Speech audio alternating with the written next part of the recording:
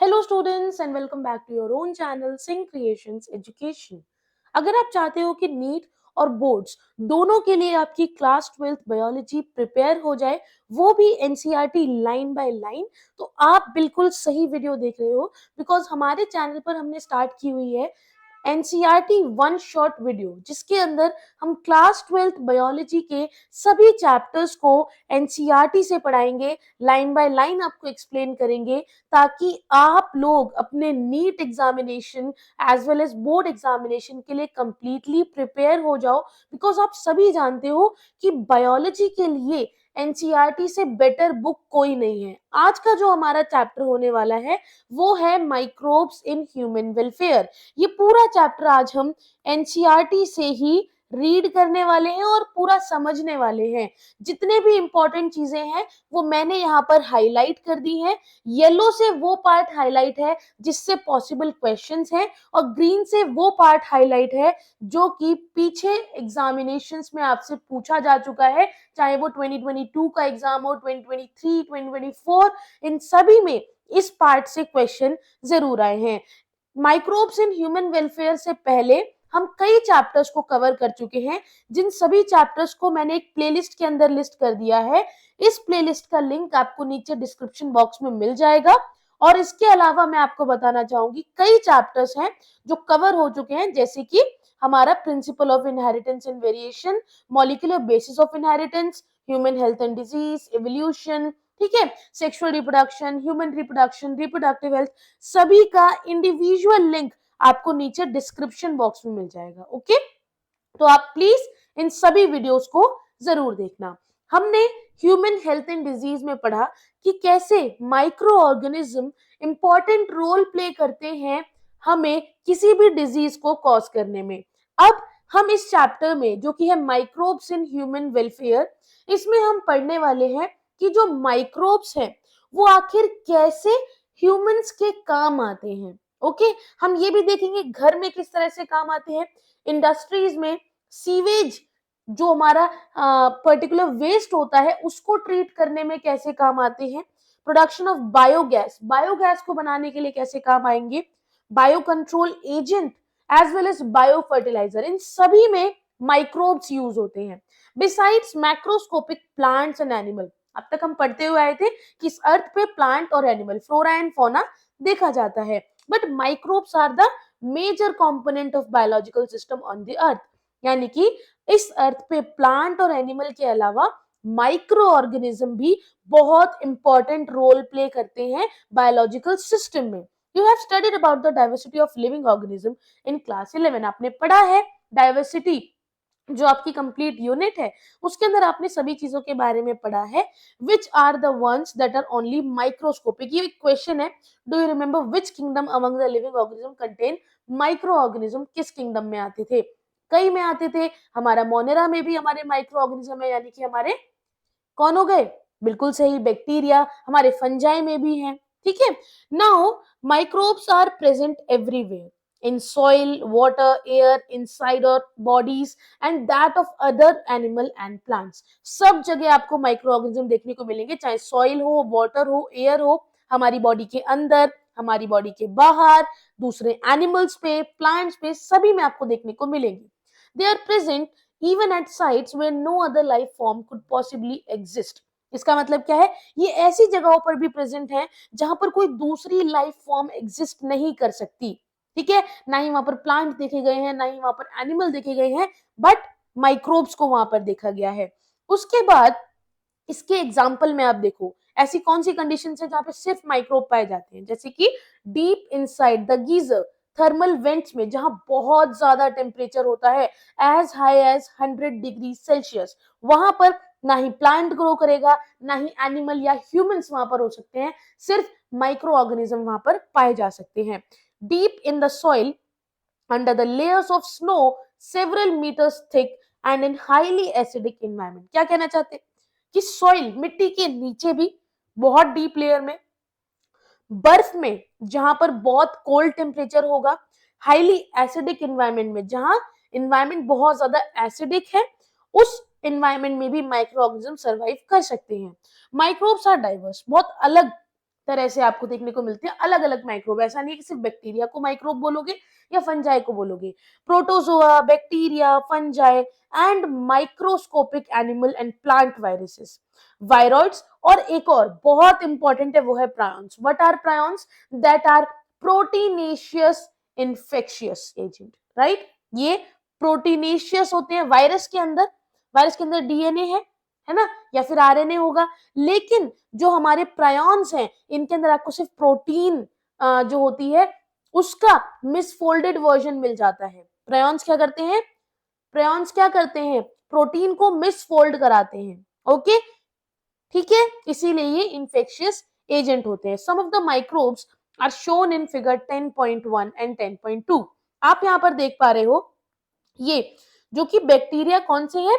These are rod shaped. कौन से bacteria हैं?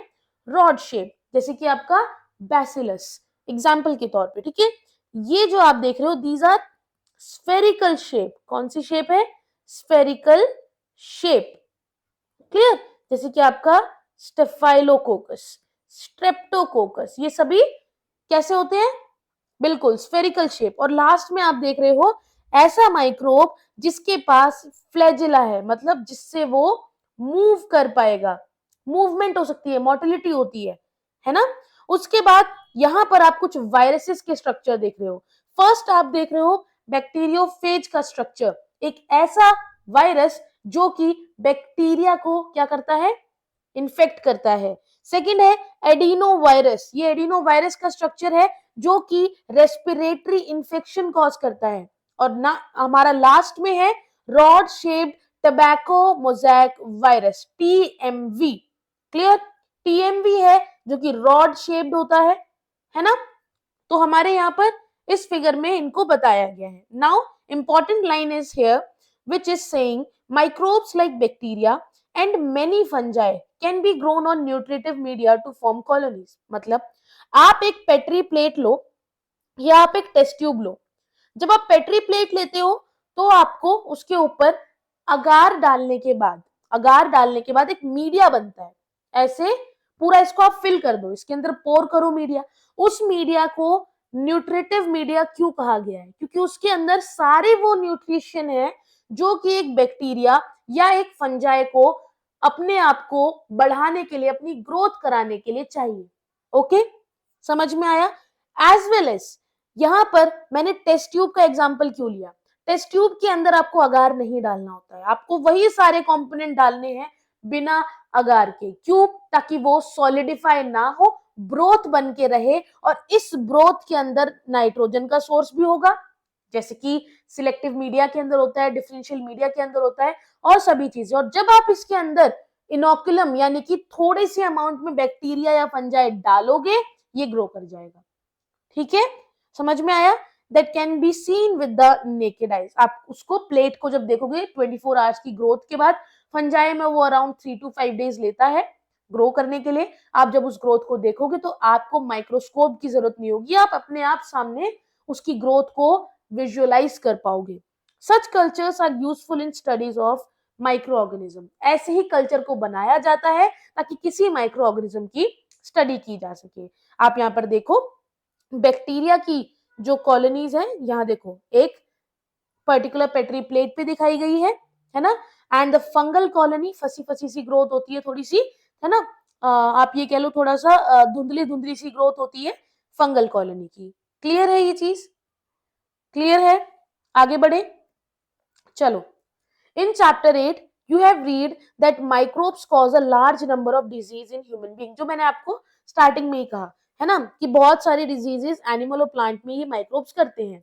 बट आप इसकी वजह से ये मत सोचो कि सारे माइक्रोब्स हार्मफुल होते हैं। कुछ माइक्रोब्स यूजफुल भी होते हैं बहुत अलग अलग वेज में। Some of the most important contribution of microbes to the human welfare are discussed in this chapter. सबसे पहला हमारा टॉपिक आता है विच इज सेइंग घर में कैसे माइक्रोब्स यूज हो रहे हैं। Microbes in house hold products. You will be surprised to know that we use microbes or products derived from them every day। हम माइक्रोब्स भी यूज कर रहे हैं और वो प्रोडक्ट जो माइक्रोब्स की वजह से बन रहे हैं उनको हम डेली लाइफ में, डे टू डे लाइफ में यूज कर रहे हैं। एक बहुत कॉमन एग्जांपल है is the production of curd A very common example is the production of curd from milk. एक बैक्टीरिया है, माइक्रो ऑर्गेनिज्म जैसे कि एक बैक्टीरिया है लैक्टोबैसिलस, और बहुत दूसरे कॉमनली है ना कॉल्ड माइक्रो ऑर्गेनिज्म है जिसको पूरे ग्रुप को हम कह देते हैं लैक्टिक एसिड बैक्टीरिया, है ना। They grow in milk, lactobacillus कह लो, लैक्टिक एसिड बैक्टीरिया कह लो, लैब, ठीक है। ये मिल्क में ग्रो करते हैं। कैसे? जब ये मिल्क के अंदर आप डालते हो तो ये मिल्क को कन्वर्ट कर देते हैं कर्ड में। कैसे कर्ड में कन्वर्ट हुआ? मिल्क था, कर्ड कैसे बना? जब आपने इस लैक्टिक एसिड बैक्टीरिया या लैक्टोबैसिलस को आपने डाला तो वो प्रोड्यूस करेगा एसिड। कौन सा एसिड? कौन सा एसिड? लैक्टिक एसिड प्रोड्यूस किया, और वो एसिड क्या करेगा? कोएगुलेट करवा देगा, है ना। मिल्क के अंदर जो प्रोटीन है उसे कोएगुलेट करके पार्शियली डाइजेस्ट करा देगा। क्लियर है? इसकी वजह से आपका कर्ड बन जाता है। कैसे? आप क्या करते हो, आपने ये मिल्क लिया, इसके अंदर समझ लो आपका मिल्क है, उसके अंदर आपने स्मॉल अमाउंट ऑफ कर्ड, सबको दही जमानी आती है, पहले से जो दही है उसको लिया और उसको आपने फ्रेश मिल्क के अंदर डाल दिया एज अ इनोक्यूलम, जिसके अंदर बहुत सारे लैब बैक्टीरिया यानी कि लैक्टिक एसिड बैक्टीरिया है। और a starter contain millions of lab, या फिर आप उसके अंदर लैब बैक्टीरिया डायरेक्टली डाल दो, या फिर आप पहले से जमाया हुआ दही डाल दो, विच एट सुटेबल टेम्परेचर, एक प्रॉपर टेम्परेचर जब आप उसको प्रोवाइड करोगे वो मल्टीप्लाई करेंगे, ग्रोथ होगी, और फिर आपका मिल्क जो है वो कर्ड में कन्वर्ट हो जाएगा। कैसे पता चलेगा मिल्क जो है कर्ड में कन्वर्ट हो गया? आपको कोएगुलेट्स देखने को मिलेंगे, है ना। और जब दूध दही बनता है तो उसकी न्यूट्रिशनल क्वालिटी भी इंप्रूव हो जाती है। कैसे? उसके अंदर vitamin B12, most important part of this paragraph, कि उसके अंदर विटामिन B12 की मात्रा बढ़ जाती है। इन आवर स्टमक टू, हमारे पेट में भी लैक्टिक एसिड बैक्टीरिया बहुत ज्यादा बेनिफिशियल रोल प्ले करते हैं इन checking disease causing microbes. Clear है? क्लियर है ये चीज? याकुल्ट पीते हो उसमें भी आपको लैब ही देखने को मिलते हैं, ठीक है। द डो, जो आप आटा गूंदते हो which is used for making food, जैसे कि dosa, idli, is also fermented by bacteria, bacteria ही उसको फर्मेंट करता है। जो आप देखते थोड़ा उठा उठा पफी पफी सा होता है ना, वो इसीलिए होती है क्योंकि उसके अंदर कार्बन डाइऑक्साइड की फॉर्मेशन हो गई है। क्या हो गई है? कार्बन डाइऑक्साइड की फॉर्मेशन हो गई है। Similarly the dough which is used for making bread, bread बनाने के लिए जिस आटे का, जिस डो का यूज किया जाता है वो भी फर्मेंटेड होता है using baker's yeast. Baker's yeast कौन सी ईस्ट है? सैक्रोमाइसिस सर्वेसिया, पूछा जा सकता है। A number of traditional drinks and food are also made by fermentation by microbe, यानी कि माइक्रोब्स की मदद से फर्मेंटेशन कराई जाती है, जिसकी मदद से ब्रेड भी बनाए जाते हैं, डोसा और इडली भी बनाए जाते हैं, और कुछ ड्रिंक्स भी बनाई जाती हैं। एक टॉडी नाम की ड्रिंक है जो कि साउथ इंडिया में बहुत ज्यादा फेमस है ना। इसको भी बनाया जाता है by fermenting sap from the palm, palm से सैप लिया जाता है और उसको फर्मेंट किया जाता है ताकि टॉडी नाम की एक ये जो ड्रिंक है ये बन सके। Microbes are also use to ferment fish, soybean, bamboo shoots to make foods. अब आप चीज के बारे में, ये इसीलिए इतना ज्यादा हाईलाइट है क्योंकि ग्रीन से वो हाईलाइट है जो क्वेश्चन पूछे जा चुके हैं, और येलो से वो हाईलाइट है जो इंपॉर्टेंट है। ओके, चीज is one of the oldest food item in which microbes were use. सबसे ज्यादा पुराने जो भी आइटम्स थे जिनमें माइक्रोब्स यूज किया जा रहा था, चीज उनमें से एक है। Different variety of cheese are known by their characteristic texture. एक सेकेंड, एक सेकेंड बच्चों, ठीक है। By their characteristics feature as well as flavor and taste. The specificity coming from the microbes used, कि कैसा टेक्सचर होगा, कैसा फ्लेवर होगा और क्या टेस्ट होगा, ये इस पे डिपेंड करेगा कि कौन सा माइक्रोब यूज किया गया है। For example, the large holes in Swiss cheese are due to production of a large amount of CO2 by a bacterium named Propionibacterium sharmani। ये जो बैक्टीरिया है ये बहुत ज्यादा अमाउंट में CO2 प्रोड्यूस करता है। है ना। और इसीलिए जो एक स्विस चीज है उसके अंदर आपको लार्ज होल देखने को मिलते हैं, क्योंकि जितनी ज्यादा CO2 उतने ही ज्यादा आपको वो बड़े बड़े होल्स देखने को मिलेंगे चीज में। जेरी के पास देखिए ना, जो चीज होती है वो यही चीज है। Next, the Roquefort cheese, these are ripened by growing a specific fungi on them which gives them a particular flavour, है ना। एक स्पेसिफिक फंजाई यूज की जाती है जिसकी वजह से इनमें एक पर्टिकुलर फ्लेवर आता है। तो ये दो टाइप की चीज आपके एनसीईआरटी में डिस्कस की गई है। अब घर की बात खत्म करते हैं, बाहर चलते हैं। बाहर से मेरा मतलब है इंडस्ट्रीज में। Microbes in industrial products. Even in industry, microbes are used to synthesize a number of products valuable to human being. Industries में भी कई ऐसे माइक्रोब्स हैं जिनको यूज किया जाता है उन प्रोडक्ट्स को बनाने के लिए जो ह्यूमन बींग्स के लिए हेल्पफुल है। Beverages and antibiotics are some example, यानी कि कुछ ड्रिंक्स भी इससे बनती है, और एंटीबायोटिक जो आप हर थोड़े से बुखार और इस सब में ले लेते हो वो भी इसी की वजह से होती है। ठीक है। Production on an industrial scale require growing microbes in a very large vessel. अगर आपको इंडस्ट्रीज में किसी पर्टिकुलर चीज की फर्मेंटेशन करानी है माइक्रोब्स की हेल्प से, तो आपको लार्ज अमाउंट में बनाना होगा, क्योंकि आप इंडस्ट्रीज से सीधा मार्केट में सप्लाई करोगे, है ना। तो आपको बड़े लेवल पे बनाना होगा, और जब बड़े लेवल पे बनाना है तो ऑब्वियसली बड़ी बड़ी वेसल्स लगेंगी, बड़े बड़े टैंकर्स लगेंगे, और उन्हें हम कहते हैं फर्मेंटर। फर्मेंटर वो पर्टिकुलर इक्विपमेंट है जिसके अंदर फर्मेंटेशन होती है। ये आप देख रहे हो, ये फर्मेंटर है, बड़े बड़े से आप ये देख रहे हो, दीज ऑल आर फर्मेंटर्स। सबसे पहले हम बात करते हैं फर्मेंटेड बेवरेजेस की। Microbes specially east Saccharomyces cerevisiae have been used from time immemorial for the production of beverages जैसे कि वाइन, बियर, विस्की, ब्रांडी और रम। Saccharomyces cerevisiae इन सभी के लिए रिस्पॉन्सिबल है इनको बनाने के लिए। Now for this purpose the same east Saccharomyces cerevisiae is used for bread making and commonly called brewer's yeast। Wine, beer, whisky, brandy और रम, इन सबको बनाने के लिए एक ईस्ट है जिसका यूज किया जाता है, वो है Saccharomyces cerevisiae, है ना। वही सेम जो हमने पीछे पढ़ा था, जो ब्रेड को बनाने में काम आ रही थी, जिसको हम बेकर्स ईस्ट भी कहते हैं और ब्रूअर्स ईस्ट भी कह रहे हैं। ठीक है। बेकर्स ईस्ट जब ब्रेड की काम आ रही है, ब्रूअर्स ईस्ट जब आपकी बेवरेजेस बनाने के काम आ रही है। ठीक है। It is used for fermenting malted cereal and fruit juices to produce, क्या बनाने के लिए, इथेनॉल। इथेनॉल को बनाने के लिए यहां पर आप देख पा रहे हो। उसके बाद कहना चाह रहा है that depending on the type of the raw material. अब एक और इससे पहले ना एक बहुत इंपॉर्टेंट चीज लिखी है, वो है कि आप मेटाबॉलिक रिएक्शन बताओ। आप मेटाबॉलिक रिएक्शन बताओ जो कि रिजल्ट मतलब जो कि आती है in the production of ethanol by yeast, है ना। बताओ, किसी को आती है?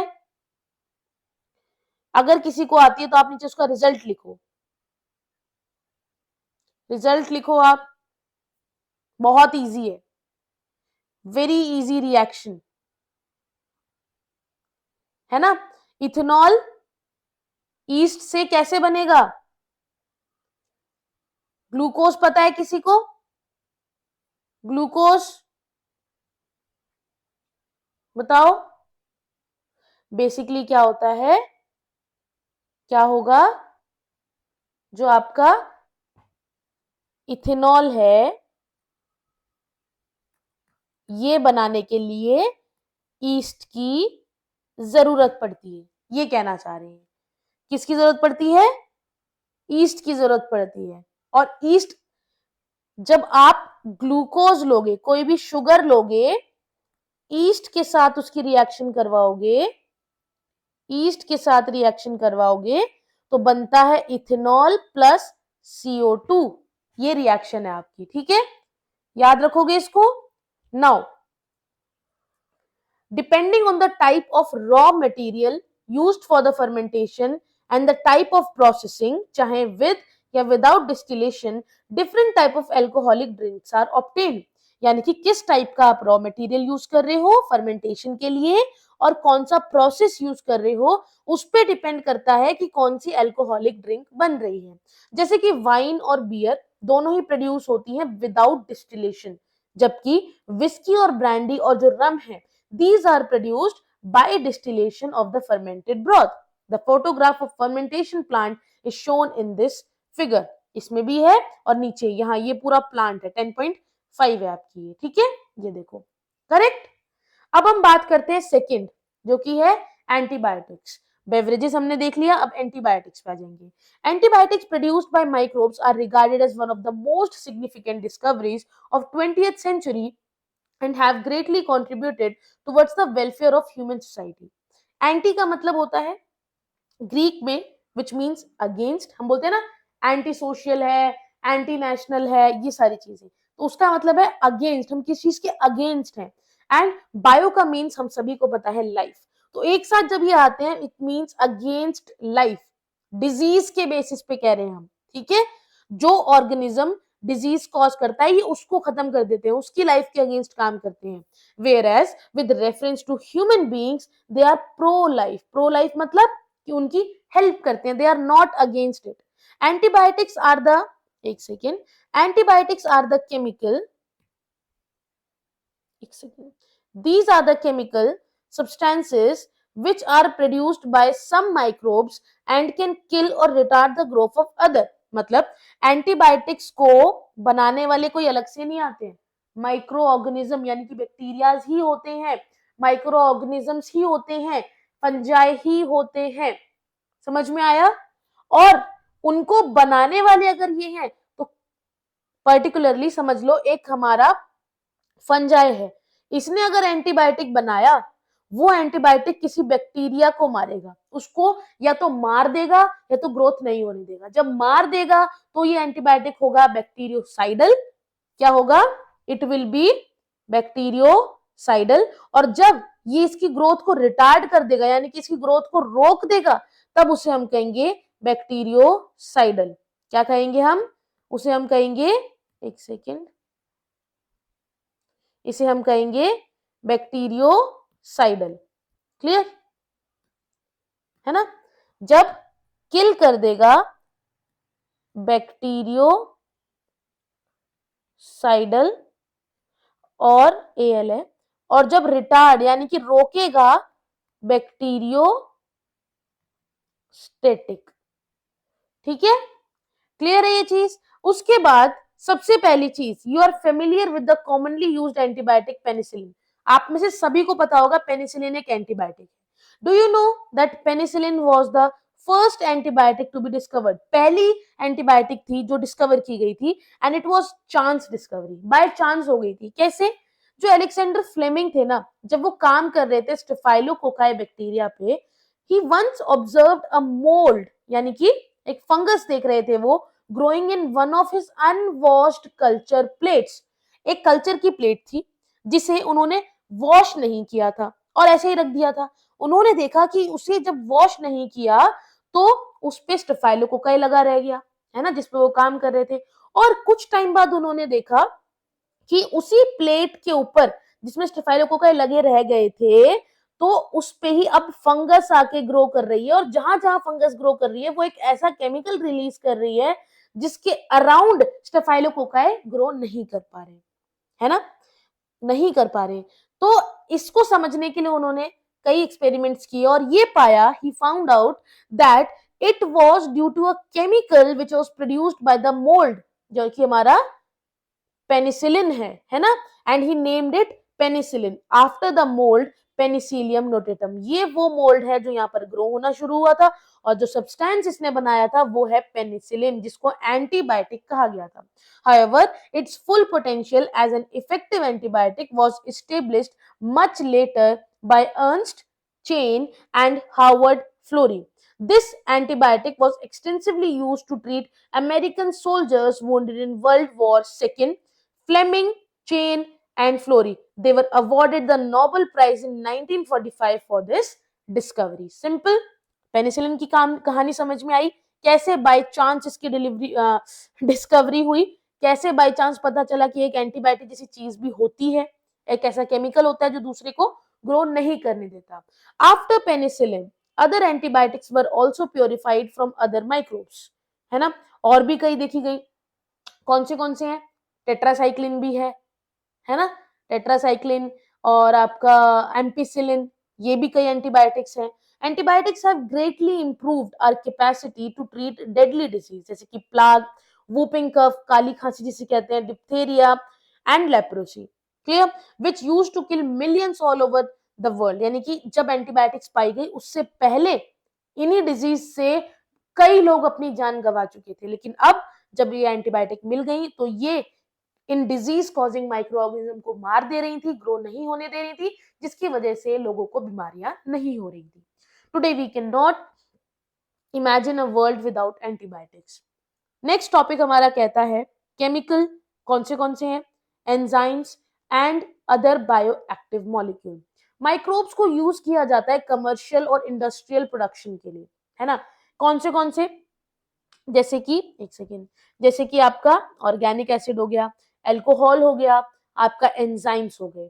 कुछ एग्जांपल्स हैं कॉमन ऑर्गेनिक एसिड और उनके सोर्सेज आपको पता होने चाहिए।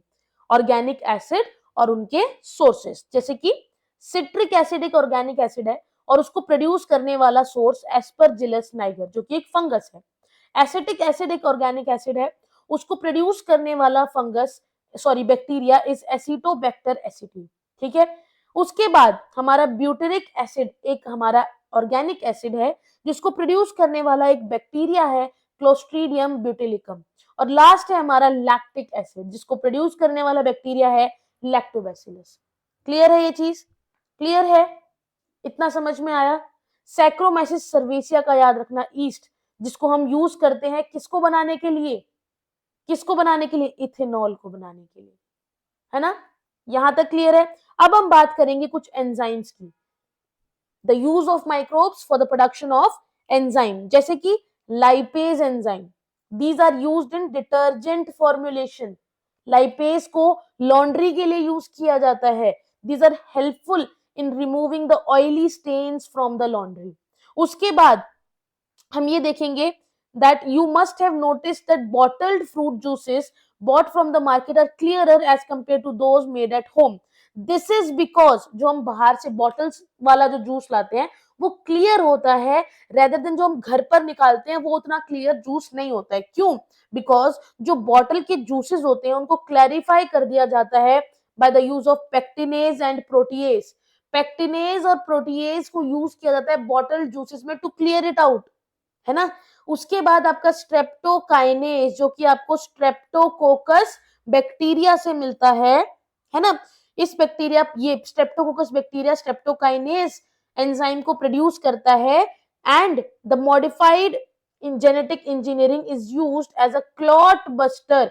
समझने की कोशिश करना, जो स्ट्रेप्टोकाइनेज एंजाइम है इसको प्रोड्यूस करता है स्ट्रेप्टोकोकस बैक्टीरिया और ये स्ट्रेप्टोकाइनेज एंजाइम यूज किया जाता है as a clot buster.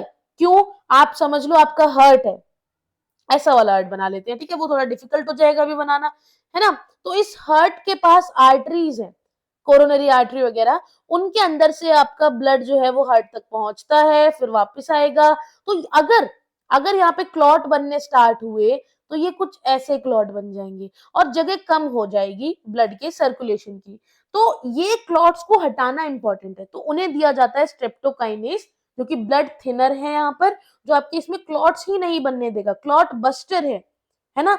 It is used for removing the clots from the blood vessel of patient who have undergone myocardial infarction leading to heart attack, जिनके अंदर heart attack आने के chances हैं या फिर हार्ट अटैक की वजह से जिनका मायोकार्डियल इंफार्क्शन हुआ है। क्लियर। अनदर बायोएक्टिव मॉलिक्यूल, एक बायोएक्टिव मॉलिक्यूल के बारे में पढ़ते हैं जो कि है साइक्लोस्पोरिन ए। दो के बारे में पढ़ेंगे, एक है साइक्लोस्पोरिन ए और एक है statin. Cyclosporin A is used as an immunosuppressive agent in organ transplant patient.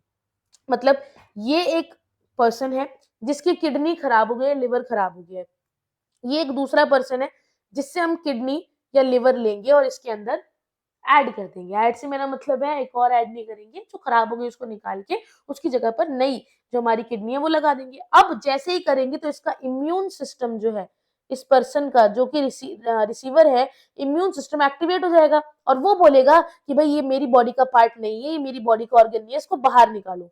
ठीक है, इस चीज को रोकने के लिए इस इम्यून रिस्पॉन्स को सप्रेस करने के लिए, जो कि हमने ह्यूमन हेल्थ डिजीज में भी पढ़ा था, इसको रोकने के लिए हम यहाँ पर एक बायोएक्टिव मॉलिक्यूल जैसे कि साइक्लोस्पोरिन ए इसका यूज कर सकते हैं। And it is produced by a fungus जिसका नाम है ट्राइकोडर्मा पॉलीस्पोरम। याद रहेगा, याद रहेगा ना। अब नेक्स्ट है हमारा bioactive molecule statins. Statins is produced by the east Monascus purpureus which have been commercialized as a blood cholesterol lowering agent।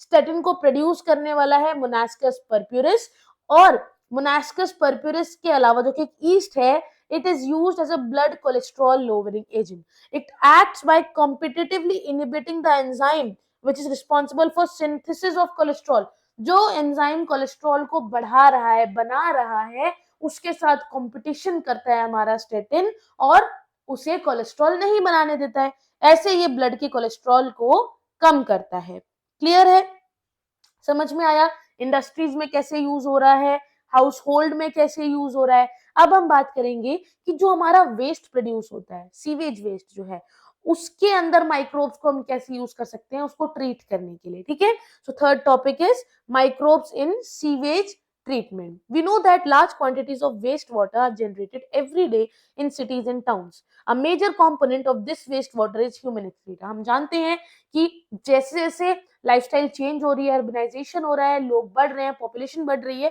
वैसे वैसे यहाँ पर वेस्ट वाटर जो है वो बढ़ता जा रहा है, वेस्ट बढ़ता जा रहा है। और इस वेस्ट के अंदर सबसे ज्यादा अमाउंट में ह्यूमन एक्सक्रीटा पाया जाता है। ठीक है, आप जो एक्सक्रीट करते हो वो इस सीवेज में पाया जाता है। This municipal waste water is also called, क्या कहते हैं इस वेस्ट वाटर को, सीवेज। इसके अंदर आपको बहुत लार्ज अमाउंट में ऑर्गेनिक मैटर भी मिलेंगे और कई माइक्रो ऑर्गेनिज्म भी मिलेंगे, many of which are pathogenic.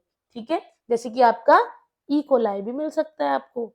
ठीक है, आपके सीवेज वाटर में आपको ये मिलेगा जो कि पैथोजेनिक है, डिजीज कॉज करेगा। Have you ever wonder where this huge quantity of sewage और urban waste water is disposed of daily. कभी आपने सोचा है कि जब इतना ज्यादा प्रोड्यूस हो रहा है तो आखिर आप इसको डिस्पोज ऑफ कहाँ करते हो, इसको डेली कैसे खत्म किया जाता है। This can not be discharge into natural water bodies. इसको आप नदियों में या ओशियंस में या आपके जो छोटे छोटे तालाब बने उसमें आप नहीं डायरेक्टली ऐसे ही नहीं छोड़ सकते हो। यू कैन अंडरस्टैंड व्हाई, आपको पता है अगर आप ऐसे ही छोड़ दो, ह्यूमन एक्सक्रीटा तैर रहा है एक तरह से किसमें, नदी में, अच्छा लगेगा, नहीं लगेगा, है ना। तो इसको डिस्पोज करने से पहले हमें सीवेज को ट्रीट करना होता है by using sewage treatment plant to make it less polluting, ताकि उतना पॉल्यूशन ना क्रिएट करे। Treatment of water, waste water is done by the heterotrophic microbe naturally present in the sewage। जो माइक्रोऑर्गेनिज्म उस सीवेज में प्रेजेंट है उन्हीं की हेल्प से उनका ट्रीटमेंट किया जाता है। This treatment is carried out in two stage, दो स्टेज में होता है, प्राइमरी ट्रीटमेंट और सेकेंडरी ट्रीटमेंट। और भी होते हैं टर्शियरी, क्वाटरनरी, बट इसमें हम यही पढ़ रहे हैं। Primary treatment, these treatment step in basically involve physical removal of particle, जैसे कि बड़े और छोटे।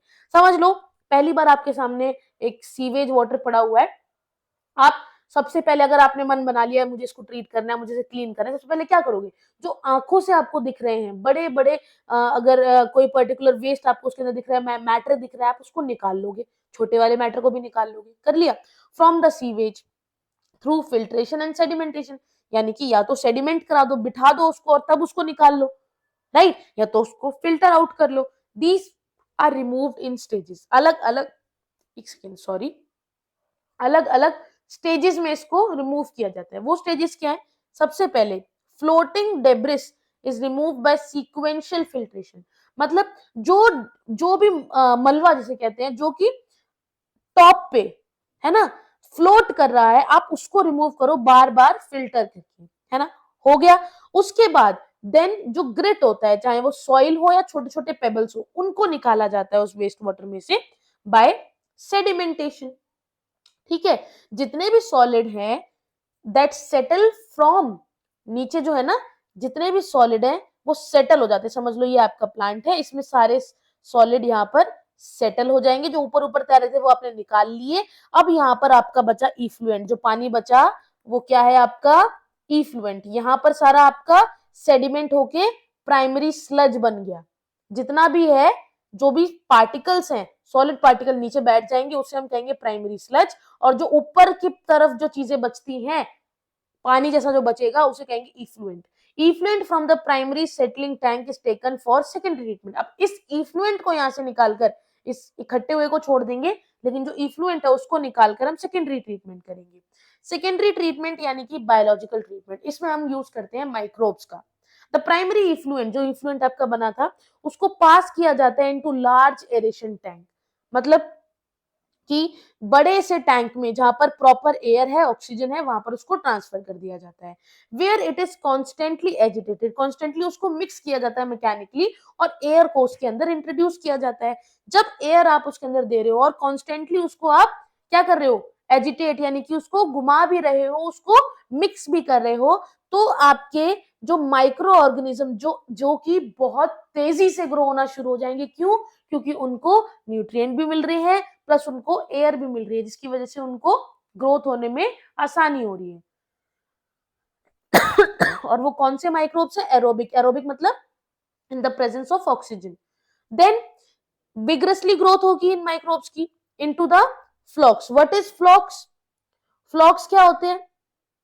फ्लॉक्स क्या होते हैं? द मासेस ऑफ बैक्टीरिया, वो बैक्टीरिया जो कि फंगल फिलामेंट्स के साथ मिलकर एक मैश लाइक स्ट्रक्चर, एक जाली जैसा स्ट्रक्चर बना लेंगे, जिसको हम कहेंगे फ्लॉक। वाइल ग्रोइंग, जब ये माइक्रोब्स ग्रो कर रहे होते हैं, they consume the major part of the organic matter. मैंने क्या कहा था? अब वो फ्लुएंट है जो हमने प्राइमरी से निकाल के सेकेंडरी टैंक में डाला, इसमें हमने इसे मिक्स कर दिया बहुत तेजी से, और प्लस इसके अंदर ऑक्सीजन प्रोवाइड करते रहे, जिसकी वजह से माइक्रोब्स बहुत तेजी से ग्रो हुए, और तेजी से ग्रो होने की वजह से ऐसे बन गए कुछ फ्लॉक्स। क्या बन गए? फ्लॉक। और ये फिर अपने आसपास खाना शुरू करेंगे, जो आसपास ऑर्गेनिक मैटर है ना, उसको खाना शुरू करेंगे, जो कि इससे आकर चिपक जाएगा और खाना शुरू कर देंगे ये, जिसकी वजह से क्या होगा, आप इन फ्लॉक्स को रिमूव करके इस पानी को और क्लियर कर सकते हो। ठीक है? जिसकी वजह से आप एक बात बताओ, ये इफ्लुएंट है, इसके अंदर आपका क्या प्रेजेंट है? ऑक्सीजन प्रोड्यूस कर रहे हो। अब आप जब इसके अंदर ऑक्सीजन दे रहे हो और सीधा घुमाते जा रहे हो, तो क्या होगा, जब ये ग्रोथ इनकी बहुत ज्यादा हो जाएगी माइक्रोब्स की, तो जो पानी है उसकी बीओडी यानी कि बायोकेमिकल ऑक्सीजन डिमांड कम हो जाएगी। जो इफ्लुएंट है उसकी कम हो जाएगी बीओडी। बीओडी का मतलब क्या है? The amount of oxygen that would be consumed if all the organic matter in 1 liter of water were oxidized by bacteria. BOD का मतलब बायोकेमिकल ऑक्सीजन डिमांड, वो पर्टिकुलर डिमांड, वो पर्टिकुलर अमाउंट ऑफ ऑक्सीजन, उतना oxygen जो कि use होगा अगर अगर जो ऑर्गेनिक मैटर 1 लीटर पानी में प्रेजेंट है, उस ऑर्गेनिक मैटर को हमारे बैक्टीरिया ऑक्सीडाइज अगर कर देते हैं पूरे के पूरे को, तो वो हमारी बीओडी कहलाती है। The sewage water is treated till the BOD is reduced. जब तक जो आपका बीओडी है वो पूरी तरह से रिड्यूस हो जाएगा, तब तक उसको क्या किया जाता है? ट्रीट किया जाता है ना? क्या किया जाता है? ट्रीट किया जाता है। The BOD test measures the rate of uptake of oxygen. BOD जितनी कम होती जाएगी, हमें उतना पता चलता जाएगा कि जो उसके अंदर माइक्रोब है इफ्लुएंट के अंदर, वो ऑक्सीजन को यूज करते जा रहे हैं, है ना? Thus, indirectly, BOD is a measure of the organic matter present in the water. यानी कि एक वाटर इफ्लुएंट था, इसके अंदर अगर आपका BOD ज्यादा है, इसका मतलब इसमें माइक्रोब्स जो ऑर्गेनिक मैटर है वो पड़ा हुआ है और माइक्रोब कम है। लेकिन अगर इसका बीओडी कम होना शुरू हो गया है, इसका मतलब यहाँ पर ऑर्गेनिक मैटर कम होना शुरू हो गया है और आपका माइक्रोब्स बढ़ने लगे हैं। मेरे कहने का मतलब है बीओडी बढ़ेगी तो यानी कि उसके अंदर पॉल्यूशन भी बढ़ेगा, है ना? More is it's BOD. Pollution मतलब उसके अंदर ऑर्गेनिक मैटर उतना ही ज्यादा है। बीओडी कम होगी, एक सेकेंड, बीओडी यहां लिख देते हैं, बीओडी और आपका ऑर्गेनिक मैटर, माइक्रो ऑर्गेनिज्म। ठीक है? बेसिकली बीओडी बढ़ती है तो ऑर्गेनिक मैटर यानी कि ज्यादा प्रेजेंट है, माइक्रोब कम होंगे, तभी तो ऑर्गेनिक मैटर बच गया इतना। लेकिन अगर बीओडी कम होनी शुरू हो गई, इसका मतलब माइक्रोब्स बढ़ने शुरू हो गए और ऑर्गेनिक मैटर कम होना शुरू हो गया। तो बीओडी और पॉल्यूशन डायरेक्टली प्रोपोर्शनल है, जितनी ज्यादा बीओडी पोल्यूशन उतना ज्यादा। क्लियर है? Once the BOD of the sewage or wastewater is reduced significantly, the effluent is then passed into a settling tank. एक ऐसे टैंक में पास किया जाता है जहां पर उसे सेटल कराया जाएगा, where bacterial flocks are allowed to, इस तरह से नीचे वो फ्लॉक्स जो है नीचे बैठ सकते हैं, सेडिमेंट बन जाएगा। इस सेडिमेंट को कहते हैं एक्टिवेटेड स्लज। ये क्या कहलाएगा? Activated sludge. क्लियर है? A small part of the activated sludge is pumped back into the aeration tank to serve as inoculum. इसका छोटा सा हिस्सा लिया जाता है और शुरू में जो हमने एक टैंक लिया था जिसके अंदर हम ऑक्सीजन प्रोवाइड करा रहे थे, उसी के अंदर इसको एज अ इनोकुलम डाला जाता है ताकि और क्लियर उस चीज को किया जा सके, है ना? क्लियर? जो रिमेनिंग मेजर पार्ट होता है, थोड़ा सा तो हमने इधर निकाल दिया, अब जो रिमेनिंग वाला बच गया, एक सेकेंड, हाँ, जो रिमेनिंग वाला पार्ट बच गया वो क्या किया जाता है? उसको पंप किया जाता है इनटू लार्ज टैंक जिनको कहते हैं एनारोबिक स्लज डाइजेस्टर। एनारोबिक मतलब वो पर्टिकुलर माइक्रो ऑर्गेनिज्म जो कि बिना ऑक्सीजन के ग्रोथ करेंगे, यहाँ पर एब्सेंस ऑफ ऑक्सीजन होगी। Here other kind of bacteria जो कि एनारोबिकली ग्रो करते हैं, जिनको ऑक्सीजन की जरूरत नहीं होती, उनको डाइजेस्ट किया जाता है and the fungi in the sludge उनको डाइजेस्ट कर लिया जाएगा। During this digestion bacteria will produce a mixture of gases, जैसे कि मीथेन बनाएगी, हाइड्रोजन सल्फाइड और कार्बन डाइऑक्साइड। इन गैसेस को हम कहते हैं साथ में बायोगैस। क्या कहते हैं? Biogas. And these can be used as a source of energy, क्योंकि ये इनफ्लामेबल है, इसको आप यूज कर सकते हो। आपने देखा होगा कई जगहों पर बायोगैस के प्लांट होते हैं। The effluent from the secondary treatment plant is generally released into natural water bodies. अब क्योंकि इसमें सारा ऑर्गेनिक मैटर जा चुका है, ठीक है, सारा हमने जो वेस्ट था वो हटा दिया है, तो अब इस इफ्लुएंट को सेकेंडरी ट्रीटमेंट के बाद हम रिवर और स्ट्रीम्स में, रिवर स्ट्रीम्स में, वाटर स्ट्रीम्स में छोड़ सकते हैं। An aerial view of such a plant is shown here. आप देखो इस प्लांट को, अब यहां से डायरेक्टली रिवर के अंदर क्या जा रहा है? पानी जा रहा है जो कि इफ्लुएंट है, treated effluent. You can appreciate how microbes play a major role in treating millions of gallons of wastewater every day across the globe. देखा आपने माइक्रोब्स के बिना क्या ये पॉसिबल था? बिल्कुल नहीं। This methodology has been practiced for more than a century now in almost all parts of the world. Till date, no man-made technology has been able to rival the microbial treatment of sewage. आज तक ऐसी कोई man-made technique नहीं आई है जो कि, एक second, जो कि हमारे माइक्रोब से ट्रीट करने वाले मेथड को पीछे कर दे। You are aware that due to increasing urbanization, sewage is being produced in much larger quantities. जैसे जैसे लोग बढ़ रहे हैं, शहर बस रहे हैं, सीवेज उतना ही ज्यादा बन रहा है than ever before. However, the number of sewage treatment plant has not increased enough to treat such large quantity. Sewage बढ़ रहा है, वेस्ट बढ़ रहा है, लेकिन ट्रीटमेंट प्लांट उतनी तेजी से नहीं बढ़ रहे हैं। So the untreated sewage is often discharged directly into rivers, leading to their pollution and increase in waterborne disease. यानी कि अब सीवेज ज्यादा बन रहा है, ट्रीटमेंट प्लांट उतने हैं नहीं, तो लोग क्या कर रहे हैं? डायरेक्टली बिना ट्रीट किए उसको रिवर्स में छोड़ दिया जा रहा है, वाटर बॉडीज में छोड़ दिया जा रहा है, जिसकी वजह से ये तो जाहिर है कि वो जो रिवर है वो गंदी हो रही है, पोल्यूटेड हो रही है, लेकिन साथ साथ उस पानी से उत्पन्न होने वाली डिजीजेस भी लोगों को हो रही है, क्योंकि कई लोगों के घर में वही पानी जा रहा है। ठीक है? The ministry of environment and forest has initiated Ganga action plan and Yamuna action plan, जिसका हमें बिल्कुल भी वो नहीं देखने को मिल रहा है, but still to save these major rivers of our country from pollution. Under these plant, it is proposed to build a large number of sewage treatment plant. इस प्लान के अकॉर्डिंग ये कहा गया है कि आप बहुत सारे large number of treatment plant बनाओ, सीवेज ट्रीटमेंट प्लांट बनाओ, ताकि सिर्फ ट्रीटेड सीवेज ही आप रिवर्स के अंदर छोड़ पाओ। A visit to a sewage treatment plant situated in any place near you would be a very interesting and educating experience. अगर ये कहना चाह रहे हैं आपके घर के आसपास या आपके एरिया के आसपास अगर ऐसा कोई सीवेज ट्रीटमेंट प्लांट है तो आप उसे जरूर विजिट करो, आपको बहुत कुछ सीखने को मिलेगा। क्लियर? अब हमने बात की थी बायोगैस की, जो आप यहाँ देख पा रहे थे कि methane, hydrogen and sulphide and carbon dioxide, methane, hydrogen sulphide and carbon dioxide, ये गैसेस प्रोड्यूस हो रही थी सीवेज ट्रीटमेंट के दौरान, डाइजेशन के दौरान बैक्टीरिया प्रोड्यूस कर रहा था। अब इसको मिलकर हमने कह दिया बायोगैस। कैसे माइक्रोब्स यूजफुल है in the production of biogas? Biogas क्या है? मिक्सचर ऑफ गैसेस, ज्यादातर उसमें मीथेन होती है, produced by the microbial activity and which may be used as a fuel, जिसको हम फ्यूल की तरह भी यूज कर सकते हैं क्योंकि वो इनफ्लेमेबल है। You have learn that microbes produce different type of gaseous and products during growth and metabolism. चाहे वो माइक्रोब ग्रो कर रहा है तब वो दूसरा प्रोडक्ट बनाएगा, है ना, और जब उसका मेटाबॉलिज्म हो रहा है, काम कर रहा है, तब वो दूसरा प्रोडक्ट बनाएगा, दूसरा एंड प्रोडक्ट होगा। The type of gas produce depend upon the microbe, किस टाइप की गैस बनेगी और किस टाइप का ऑर्गेनिक सबस्ट्रेट उसने यूज किया है, किस टाइप का माइक्रोब है और कैसा ऑर्गेनिक सब्सटेंस उसको मिला है उसकी ग्रोथ के लिए, उस पर डिपेंड करेगा कि कौन सी गैस प्रोड्यूस होगी। In the example cited in relation to fermentation of dough, cheese making and production of beverages, जो मेन गैस प्रोड्यूस हो रही थी वो थी CO2।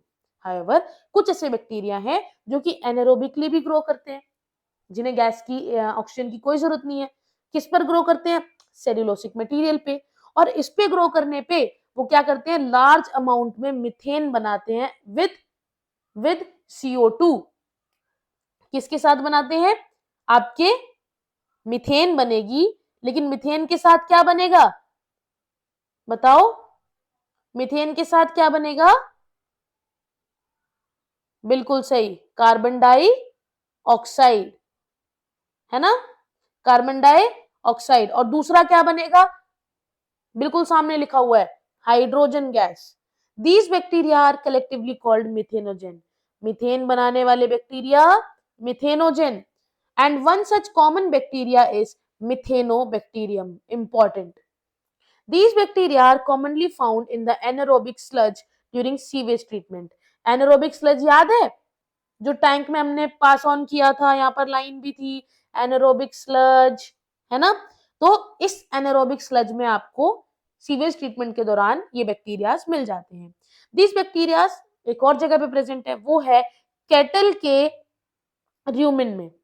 र्यूमिन स्टमक का ही पार्ट है, गाय भैंस कैटल के अंदर वो आ जाएंगी, ठीक है, उनके अंदर भी ये बैक्टीरिया प्रेजेंट होते हैं। अब कैसे? A lot of cellulosic material present in the food of the cattle, जो घास फूस वो खाते हैं उससे सेल्यूलोज मिलता है, और उसके बाद कुछ उनके र्यूमिन में भी प्रेजेंट होता है। तो र्यूमिन यानी कि जो स्टमक का पार्ट है उन गाय भैंस का, उसके अंदर जो बैक्टीरिया है वो हेल्प करता है in the break down of cellulose. जो उन्होंने खाना खाया है उससे सेल्यूलोज मिला, उस सेल्यूलोज को ब्रेक डाउन कर देते हैं and play an important role in the nutrition of the cattle. Plus breakdown के साथ साथ कैटल के न्यूट्रिशन में भी हेल्प करते हैं। दस जो कैटल ने जब खाया उसके बाद उसने एक्सक्रीट किया, बाहर निकाला, जिसको डंग कहते हैं, है ना, गोबर जिसे कहते हैं, commonly called as gobar, it is rich in these bacteria. वो बैक्टीरिया गोबर के थ्रू बाहर आ जाएंगे। Dung can be used for generation of biogas, जिसको गैस को हम कहेंगे गोबर gas. The biogas plant consist of a concrete tank 10 से 15 फीट डीप, आपके जो लैंड है उसके नीचे ये 10 से 15 फीट तक रखा जाता है, जिसके अंदर आपका वेस्ट, बायो वेस्ट या फिर आप कह लो स्लरी, वो यहाँ पर क्या की जाती है? कलेक्ट की जाती है। कैसे? यहाँ देखो, ये आपका टैंक है, इसके अंदर आप डंग डालो, काउ डंग और पानी, स्लरी क्या होता है जिसके अंदर गोबर के अंदर थोड़ा पानी मिला दिया। अ floating cover is placed over the slurry, एक यहाँ पर ये देखो एक कवर यहाँ पर लगा दिया गया है ना। Now which keeps on rising as the gas is produced in the tank. जैसे जैसे गैस बढ़ती जाएगी वैसे वैसे ये ऊपर जाता जाएगा, है ना।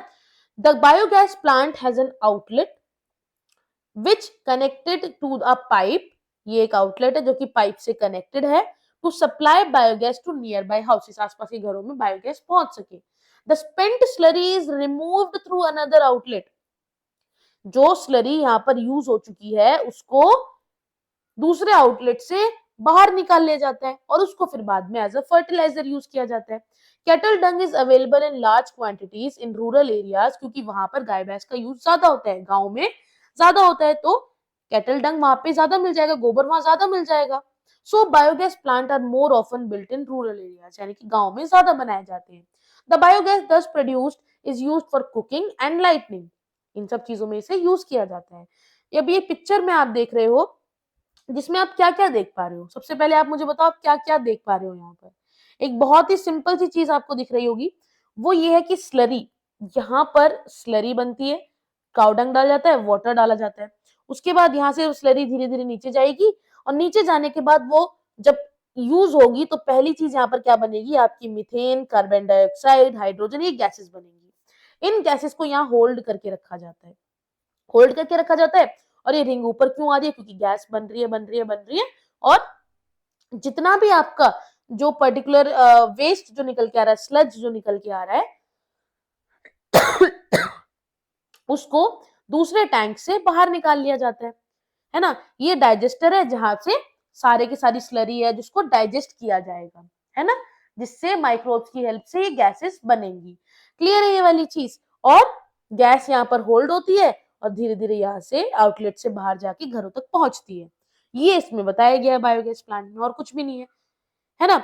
The technology of biogas production was developed in India mainly due to the efforts of Indian Agricultural Research Institute, जिसे IARI कहते हैं, and khadi and village industries commission, जिसे KVIC कहते हैं।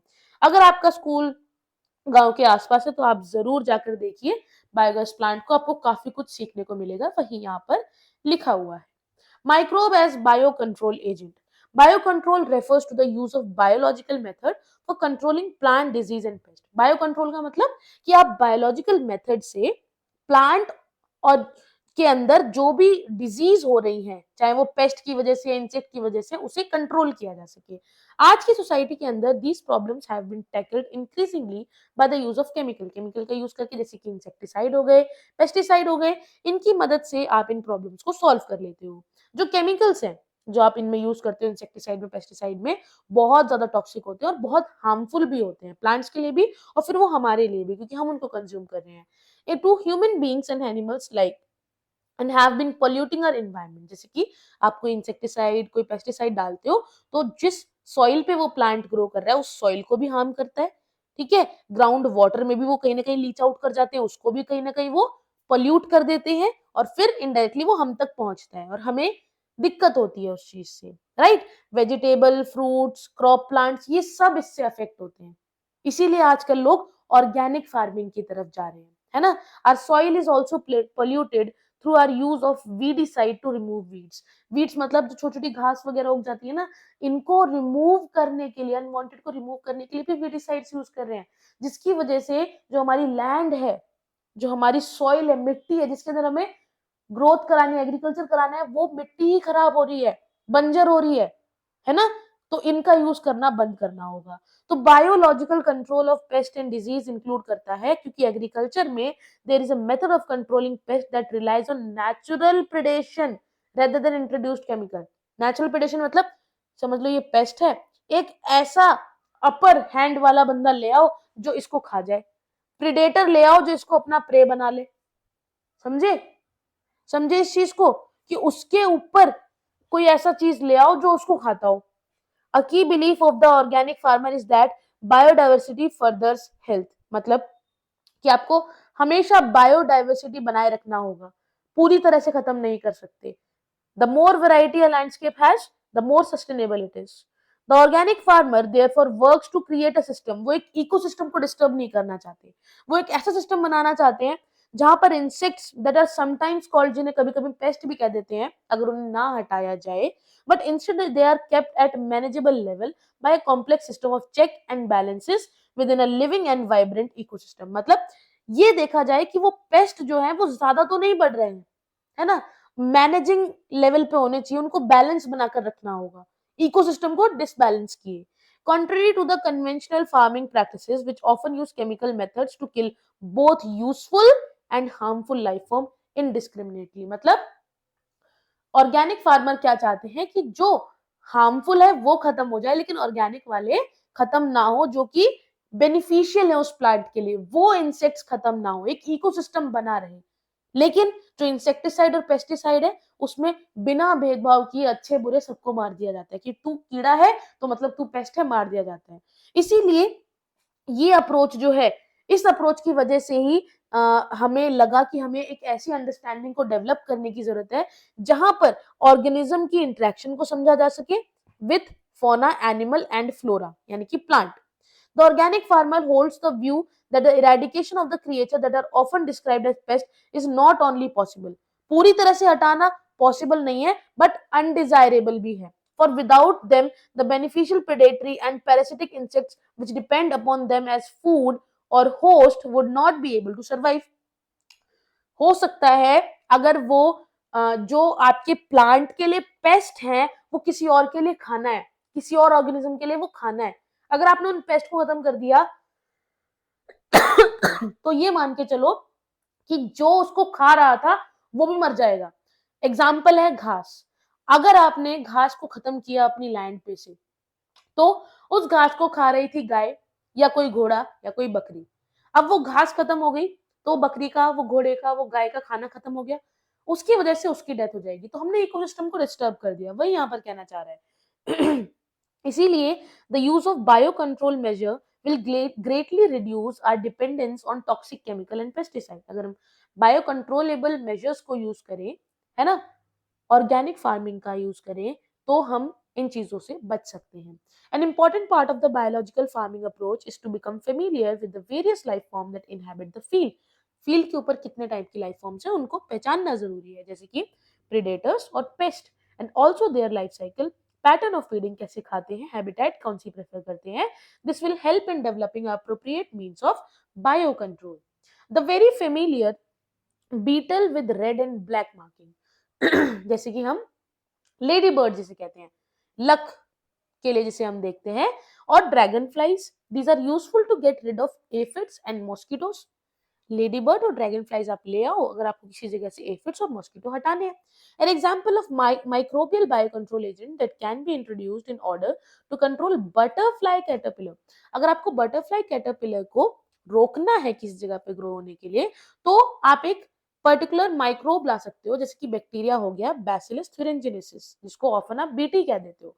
ये अवेलेबल है सैशे में भी as a dried spore which are mixed with water, और फिर उसको स्प्रे किया जाता है ऑन टू वल्नरेबल प्लांट्स जैसे कि ब्रासिका और फ्रूट ट्रीज, जहां पर these are eaten by insect larva.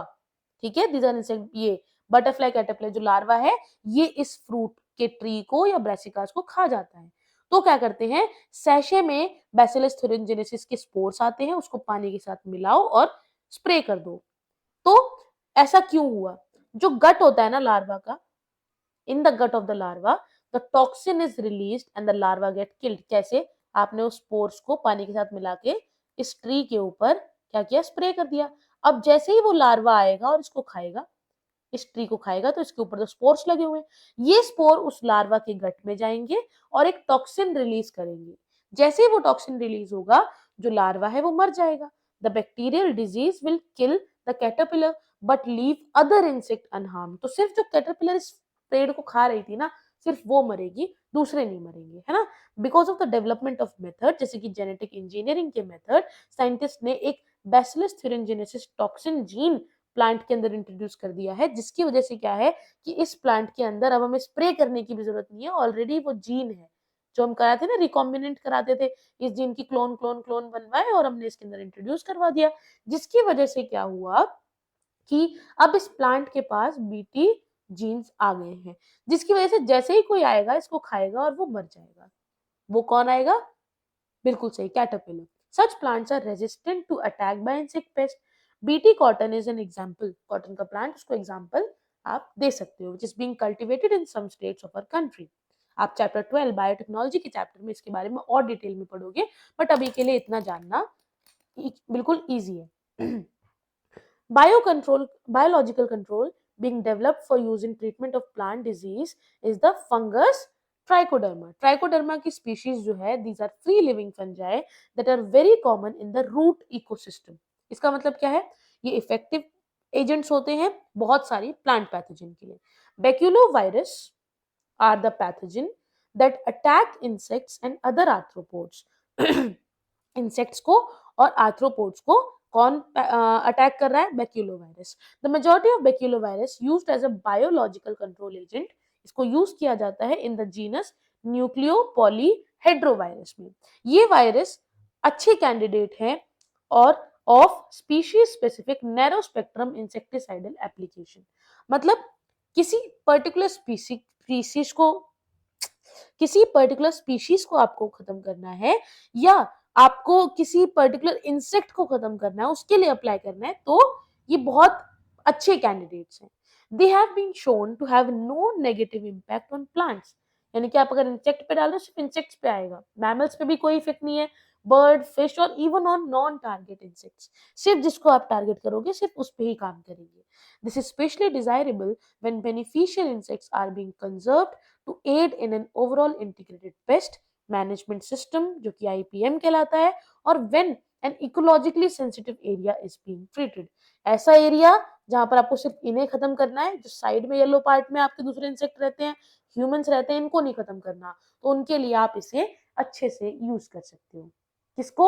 Nucleo poly हेड्रोवायरस को। ठीक है, now as a biofertilisers आप कैसे माइक्रोब्स का यूज कर सकते हो? With our present day lifestyle, environmental pollution is a major cause of concern. हमारी आजकल की लाइफस्टाइल को देखते हुए इन्वायरमेंट में जो पोल्यूशन हो रहा है वो हमारा बहुत ज्यादा चिंता का विषय है। The use of chemical fertiliser to meet the ever increasing demand of agriculture produce has contributed significantly to this pollution. मतलब कि केमिकल फर्टिलाइजर का हम जितना ज्यादा यूज कर रहे हैं ना, क्यों यूज कर रहे हैं? क्योंकि जैसे जैसे पॉपुलेशन बढ़ रही है वैसे वैसे एग्रीकल्चर की डिमांड बढ़ रही है, जिसकी वजह से पोल्यूशन बढ़ रहा है। Of course, we have now realized that there are problems associated with the overuse of chemical fertilizer. लोगों ने क्या करना शुरू किया, जो चीज को उगने में 3 महीने लग रहे थे, फर्टिलाइजर यूज करके 1.5 महीने में उगाना शुरू कर दिया, क्योंकि डिमांड बहुत ज्यादा है, जिसकी वजह से बहुत ज्यादा पोल्यूशन हो रहा था, हमारी लैंड खराब हो रही थी, बंजर हो रही थी जमीन, प्लांट्स अच्छे नहीं थे, केमिकल्स के साथ हम उसको खा रहे थे, है ना। लेकिन अब हमने रियलाइज कर लिया है कि केमिकल फर्टिलाइजर का अगर आप ज्यादा यूज करोगे तो वो हमारे लिए हार्मफुल है, और इसकी वजह से लोगों पर प्रेशर आ चुका है कि वो स्विच कर जाएं अब ऑर्गेनिक फार्मिंग पे। ऑर्गेनिक फार्मिंग का मतलब फर्टिलाइजर तो होंगे बट बायो फर्टिलाइजर होंगे, केमिकल फर्टिलाइजर नहीं होंगे। बायो फर्टिलाइजर का मतलब ऐसे organic biofertilisers are the organism that enrich the nutrient quality of the soil. इस सॉइल पर अगर ये प्लांट उग रहा है और ये सॉइल अब खराब हो चुकी है, तो इस पर आप बायो फर्टिलाइजर डाल सकते हो, जिसकी वजह से ये वापस से उपजाऊ हो जाएगी और इस सॉइल के अंदर इस प्लांट को वो सब मिलेगा जो इसको ग्रो करने के लिए चाहिए। The main sources of biofertilizer are bacteria, fungi and cyanobacteria, जिसको आप ब्लू ग्रीन एल्गे भी कहते हो। You have studied about the nodules on the root of leguminous plant formed by symbiotic association of rhizobium. Rhizobium मतलब roots of a higher plant as well as fungus। ठीक है, ये दोनों क्या करते हैं, ये फंगस है, ये रूट्स है हायर प्लांट्स की, इसको इससे फायदा है, इसको इससे फायदा है। ठीक है, इसको कहते हैं सिम्बायोटिक एसोसिएशन, दोनों को एक दूसरे से फायदा है। ठीक है, these bacteria fix atmospheric nitrogen into organic form. ये लैंड है, इस लैंड में अगर यहाँ नाइट्रोजन प्रेजेंट और यहाँ पर भी नाइट्रोजन प्रेजेंट है, अब ये प्लांट चाहकर भी इस नाइट्रोजन को यूज नहीं कर सकता। इस एटमॉस्फेरिक नाइट्रोजन को हमारा जो बैक्टीरिया है, साइनो बैक्टीरिया जो है ना, वो क्या करता है, ऑर्गेनिक फॉर्म में कन्वर्ट कर देता है ताकि ये प्लांट उसको यूज कर सके, which is used by the plant as a nutrient. Other bacteria can fix atmospheric nitrogen while free living in the soil. Soil में रहकर जो नाइट्रोजन को फिक्स कर सकते हैं वो है Azospirillum and Azotobacter, thus enriching the nitrogen content of the soil. Clear है ये वाली चीज? आगे बढ़े। Fungi are also known to form symbiotic association with plant, mycorrhiza, है ना, माइकोरहाइजा। क्या कहना चाह रहा है कि फंगस का रूट्स के साथ जब यहाँ पर एसोसिएशन बन रहा है प्लांट की रूट के साथ, उसे कहते हैं mycorrhiza. Many member of the genus Glomus form mycorrhiza. The fungal symbiont in these association absorb, क्या करता है फंगस? फंगस का काम क्या है? वो अब्सॉर्ब करेगा फास्फोरस को फ्रॉम सॉइल और उसको प्लांट पे पहुंचाएगा। फंगस ने क्या किया, फास्फोरस को लिया और प्लांट तक पहुंचाया। बदले में प्लांट क्या करेगा? प्लांट क्या करेगा? दूसरे बेनिफिट देगा। कैसे कि हमारे जो रूट बॉर्न पैथोजन है उनसे रेजिस्टेंस प्रोवाइड कराएगा। Tolerance to salinity and drought, कि अगर और बेनिफिट क्या मिलते हैं कि भाई जो अगर पानी नहीं है, ड्रॉट कंडीशन आ जाती है या यहाँ पर सैलिनिटी यानी कि ज्यादा सॉल्ट की प्रोडक्शन ज्यादा है, ठीक है, तो वहां पर तो ऑब्वियसली ग्रोथ नहीं हो पाएगी माइक्रो ऑर्गेनिजम्स की। तो ओवरऑल इन चीजों से बचाता है और प्लांट की ग्रोथ कराता है। क्लियर है? साइनोबैक्टीरिया और ऑटोट्रॉफिक माइक्रोब जो अपना खाना खुद बनाते हैं, these are widely distributed in aquatic and terrestrial environment, दोनों एनवायरनमेंट में आपको देखने को मिलेंगे, पानी में भी और पानी से बाहर भी। Many of which can fix atmospheric nitrogen, जैसे कि एनाबेना, नॉस्टॉक, ऑस्किलोटोरिया, ये सभी हेल्पफुल है एटमॉस्फेयर की नाइट्रोजन को ऑर्गेनिक फॉर्म में कन्वर्ट करने के, ताकि जो हमारा प्लांट है उसको टेकअप कर सके। ये आपने प्लांट फिजियोलॉजी में बहुत अच्छे से पढ़ा होगा। Now in paddy fields cyanobacteria serve as important biofertilizer. Blue green algae also add organic matter to the soil. Blue green algae क्या करता है? ऑर्गेनिक मैटर सॉइल में ऐड करता है और उसकी फर्टिलिटी को बढ़ाता है। नोड्यूल्स बनके उसके अंदर नोस्टॉक जो है वो एटमॉस्फेरिक नाइट्रोजन को, रूट के अंदर नोड्यूल्स बनती है, नोड्यूल्स के अंदर आपका नोस्टॉक होता है और वो नोस्टॉक आपकी क्या कर देता है? बताओ, एटमॉस्फेरिक नाइट्रोजन को फिक्स कर देगा, किसमें कन्वर्ट कर देगा? ऑर्गेनिक नाइट्रोजन में। ठीक है? Currently in our country a number of biofertilizers are available commercially in the market and farmers use these regularly in their fields. बहुत सारे बायोफर्टिलाइजर आज के टाइम में हमारी मार्केट में प्रेजेंट है जिसको फार्मर्स यूज भी करते हैं कमर्शियली और रेगुलरली अपनी सॉइल को बेटर बनाने के लिए, उसकी न्यूट्रिएंट क्वालिटी को बढ़ाने के लिए यूज किया जाता है, जिसकी वजह से अब केमिकल फर्टिलाइजर्स पे डिपेंडेंसी खत्म हो चुकी है फॉर हायर प्रोडक्शन। तो आई होप आप लोगों को ये चैप्टर समझ में आया होगा। डिस्क्रिप्शन बॉक्स में सभी वीडियोस का link as well as playlist का लिंक गिवन है जो चैप्टर में कवर कर चुकी हूँ। With that said, thank you so much. मिलते हैं नए वीडियो के साथ। अगर सब्सक्राइब नहीं किया है तो please do subscribe the channel. Have a good day. Bye bye.